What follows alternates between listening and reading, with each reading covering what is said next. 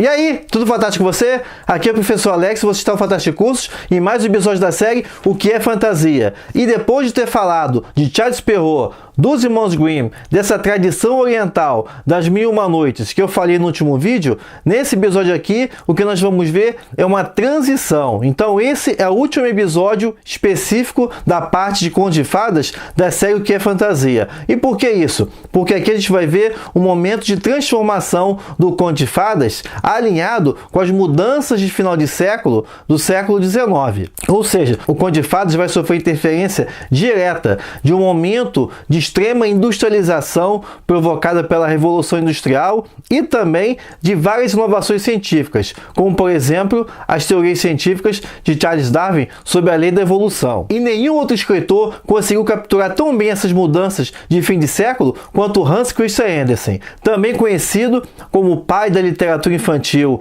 o pai do conto infantil ou o pai do conto de fadas moderno. Mas afinal de contas, por que Hans Christian Andersen foi tão importante para a fantasia? Basta dizer que, diferente de Charles Perrault e dos irmãos Grimm, cujos contos eram versões editadas de contos folclóricos, apenas 12 dos 156 contos que o Andersen escreveu em vida foram baseados em contos orais populares. Ou seja, Hans Christian Andersen foi o autor de mais de 100 contos que se tornaram clássicos da literatura infantil. Nascido em um contexto de extrema pobreza, seu pai era um sapateiro e sua mãe uma lavadeira, o Hans Christian Andersen se esforçou muito para conseguir principalmente ascensão social e reconhecimento do seu talento. E a gente já vai ver, desde as suas primeiras obras, uma obsessão dele com esses temas da ascensão social e também de reconhecimento. Aliás, quer conhecer Hans Christian Andersen? Basta ler um conto como O Patinho Feio, conto esse de 1845,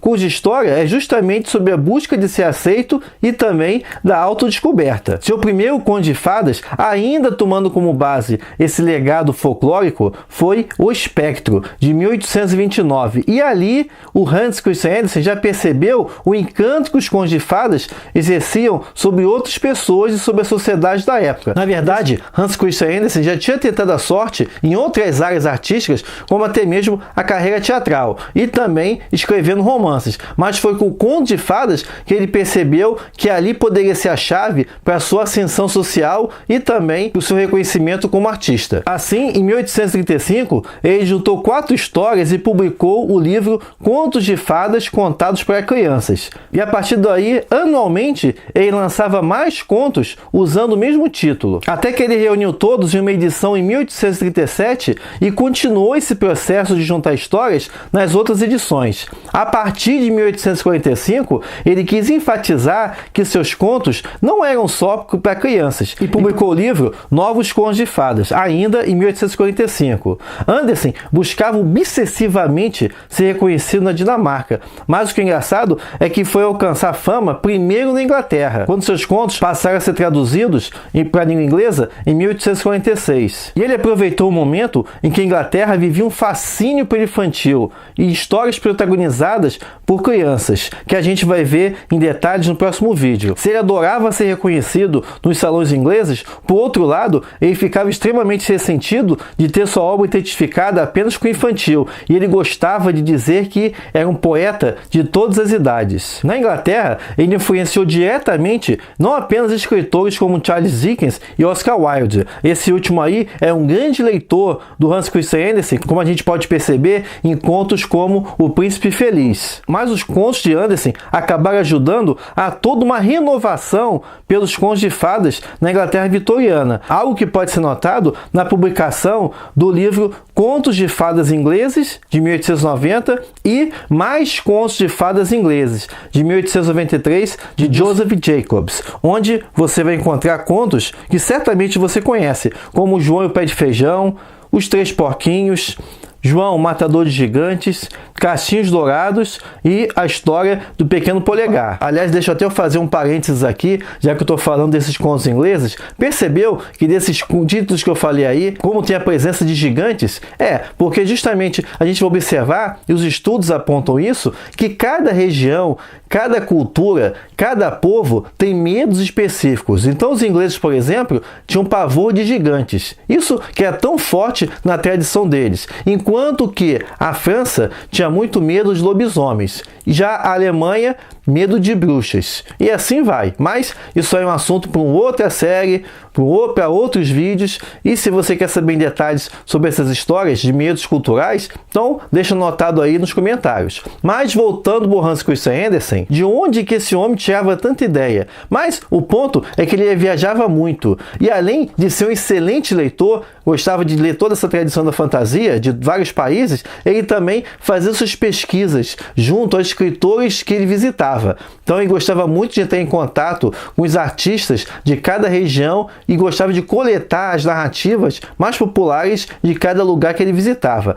Aí juntava com o próprio contexto de meados do século XIX, muito marcado pelas noções da ética protestante e também pelo impacto das ideias científicas, como de Darwin, que ele criava narrativas que não se encaixavam diretamente no que a gente imagina com contos de fadas, mas na verdade com mais uma tradição mais ampla, que são dos contos maravilhosos. E nesse ponto cabe destacar que os contos de Andersen fizeram muito sucesso porque foram adotados pela burguesia europeia, com propósitos utilitaristas. E o Andersen acabou se tornando um representante dessa ideia. É nesse momento que começa a aparecer uma ideia muito errada sobre a literatura infantil, de que ela teria o propósito de educar, ou seja, uma visão utilitária da arte, quando a arte, na verdade, vai muito mais além disso. Quando você dá uma olhada nos contos mais conhecidos dele, você constata um padrão entre a busca do reconhecimento social, ou seja, essa adoção de valores burgueses, e a crítica a esses mesmos valores. Então, em contos como A Roupa Nova do Imperador, de 1837, por exemplo, você vai ver uma discussão sobre a vaidade e o snobismo humano. Já A Pequena Sereia, de 1837,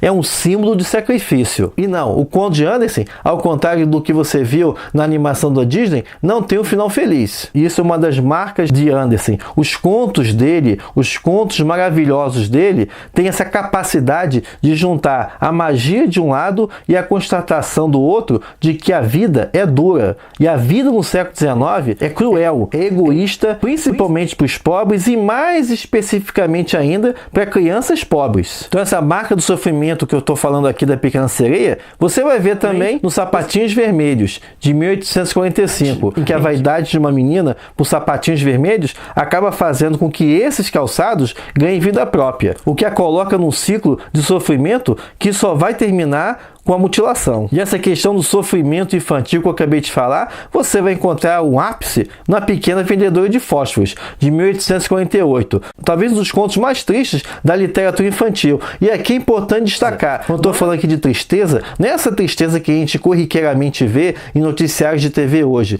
mas o Andersen tem essa capacidade de descrever a pobreza, essa denúncia social de uma maneira poeticamente linda. A pobreza que ele descreve tem o objetivo de instigar compaixão no coração dos homens. Talvez por conta disso, outros escritores e escritoras da fantasia, como a Ursula K. Le Guin, diz que detesta os contos de Andersen com final infeliz, mas que ela não consegue parar de ler esses mesmos contos. Essa mesma realidade você vê, por exemplo, no conto Soldadinho de Chumbo, de 1838, que aliás foi o primeiro conto original de Andersen, o primeiro que ele escreveu de sua própria autoria e que se especula teria inspirado o Toy Story da Pixar. E por conta dessa representação dura da realidade mesclada com o maravilhoso, é que alguns críticos consideram que Andersen é um precursor da Dark Fantasy, que pode ser visto em contos do autor como A Sombra, de 1847, que quando a gente lê,